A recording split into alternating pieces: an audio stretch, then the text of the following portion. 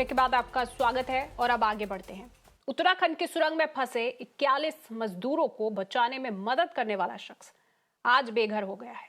दरअसल कल दिल्ली के खजूरी खास इलाके में तोड़फोड़ अभियान चलाया गया, जिसमें वकील हसन का घर भी ढा दिया गया। पीड़ित रैट होल माइनर वकील हसन का दावा है कि उसके घर को बिना किसी सूचना दिए ध्वस्त किया गया है। दिल्ली विकास प्राधिकरण ने अपनी ओर से कहा कि विध्वंस अभियान उस भूमि पर चलाया गया जो कि नियोजित विकास भूमि का हिस्सा थी। इस बीच पुलिस का कहना है कि अभियान के दौरान अवैध रूप से बनाए गए मकानों को ध्वस्त किया गया है। बहुत दुख हो रहा है सर कि मेरे साथ, मैं इस चीज को क्या कहूँ, इसे आप बेहतर तरीके से समझा सकते, पूरा समाज समझ सकता है कि मेरे साथ ये रवैया किस तरीके का, मुझे समझ में नहीं आ रहा है कि देश के लिए हमने इतना अच्छा काम किया। मैं अपने मुंह से अपनी तारीफ नहीं करना चाहता और अच्छी भी नहीं लगती है। लोग कहते हैं बहुत अच्छा काम किया और मुझे उस काम का सिला ये मिला कि मेरे घर पे, मेरे छत पे, जो मेरे सर पे जो छत थी टूटी फूटी, वो भी मेरे से छीन ली गई। अब मेरे बच्चे रोड पे बैठे हुए हैं सर। अब इन बच्चों को लेकर मैं कहाँ जाऊंगा पूरी जिंदगी। अब ये बात देखिए, आदमी का आजकल कमाना मुश्किल हो रहा है, वो घर कहाँ से लेगा, उसे बनाएगा कहाँ से, अपने बच्चों को कहाँ से पालेगा। और इसी पर ज्यादा जानकारी के लिए मेरी सहयोगी ईला इस वक्त मेरे साथ जुड़ चुकी हैं। ईला, हमने अभी सुना कि किस तरीके से वकील हसन कह रहे हैं कि उनका घर ध्वस्त कर दिया गया है। अभी आप उसी स्थान पर मौजूद हैं, क्या स्थिति है वहां पर? क्या आपकी उनके परिवार से कोई बातचीत हो पाई है? क्या कुछ कह रहे हैं वो अभी?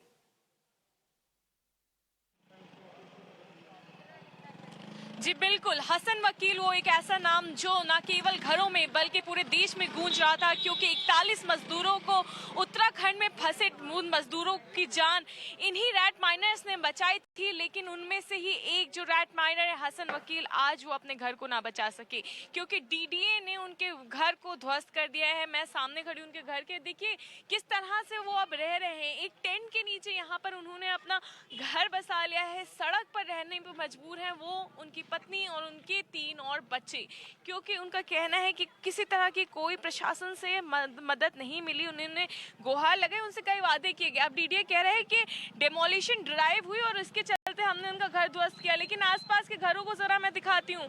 एक और घर नहीं है जिसको ध्वस्त किया गया, ये सिर्फ एक अकेला घर है जिसको यहाँ पर ध्वस्त किया गया। हसन वकील का कहना है इनको कई सारे वादे नेताओं ने किए, बड़े बड़े नेता उनसे मिले बीजेपी के, चाहे वो मनोज तिवारी हों, चाहे वो दिल्ली बीजेपी के प्रेसिडेंट वीरेंद्र सचदेवा, उन्होंने कई सारे वादे किए। डीडीए के ऑफिशियल्स ने बिना किसी जानकारी के, बिना किसी नोटिस के जो है इस घर को ध्वस्त कर दिया और सिर्फ इसी घर को ध्वस्त किया गया है। देखिए कौन सी ड्राइव है ये, यही हमारा सवाल है। और उनकी वाइफ जो है वो हमारे साथ इस समय जुड़ी हुई है, उनसे ही बात करेंगे। आपका क्या नाम है मैम? मेरा नाम शबाना हसन है, मैं वकील हसन की वाइफ हूँ। ये बताइए कि डीडीए कह रहा है एक ड्राइव की जा रही थी, मतलब कि एक चलाया जा रहा था उनकी तरफ से ड्राइव, जिसमें कई सारे घरों को जो है ध्वस्त किया। ये कोई और घर को ध्वस्त किया गया यहाँ पर? नहीं, सिर्फ मेरा घर, ओनली मेरा ही घर। और वो जब घर को तोड़ रहे थे तो वो लोग कह रहे थे कि ध्यान से, आजू बाजू की कोई ईंट भी ना हिले, सिर्फ बीच का ही मकान टूटना चाहिए। और कोई नोटिस, कोई जानकारी देकर के आए थे? उन्होंने कोई जानकारी नहीं दी। वो कहते हैं कि हाँ डीडीए नोटिस नहीं देता, डीडीए का लैंड है, डीडीए अपनी जमीन जब चाहे जब कब्जा सकता है बिना नोटिस के। आपके पति जो हैं वकील हसन, उन्होंने 41 लोगों के घरों को बचाया, यहाँ तक कि घरों के चिरागों को बचाया, वहाँ से निकाला। उत्तराखंड में फंसे थे वो, अपनी जान जोखिम में डाली, लेकिन आज ये दिन देखना पड़ रहा है। क्या कहेंगे, कितनी निराशा हुई है? मेरे हस्बैंड ने 41 लोगों की जान नहीं बचाई, 41 घरों को बसाया है, मगर आज उस हीरो का, जिसे सरकार कल तक कह रही थी देश का नाम रोशन किया है, सेवियर सही, ये हीरो है, आज उसी घर का, जो उस हीरो का घर है ना, जो सरकार ने बर्बाद कर दिया है। जिस हीरो ने 41 लोगों का घर बसाया था ना, आज उसका घर उजड़ गया है।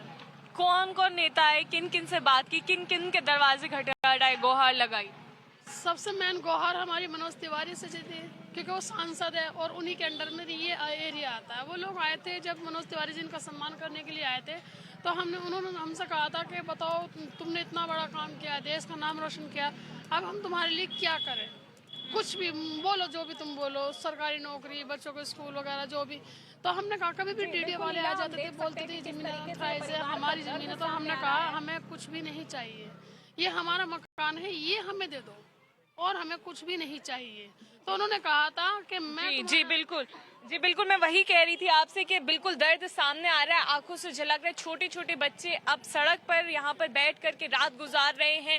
आप देखिए किस तरह से मासूम बच्चों को भी टेंट के नीचे यहाँ पर कल रात से रहना पड़ रहा है। ठंड हो धूप हो इसी तरह से इसी हालात में वो रह रहे हैं और एक हीरो बना दिया था देश ने, जिसको आज उसी को आज बेघर भी कर दिया है डीडीए ने कहीं ना कहीं। और यही गुहार लगा रहे हैं कि न्याय मिलना चाहिए उनके घर के साथ जो किया गया है और जो वादे उनसे किए गए हैं नेताओं के, अब वो नेता कहाँ हैं। उनकी ये मांग यही है कि अब उन नेताओं को भी सामने आना चाहिए और प्रशासन को भी सामने आना चाहिए, क्योंकि जिन्होंने घर बसाया 41 लोगों का आज उनका खुद का घर उजड़ चुका है। जी बिल्कुल। जी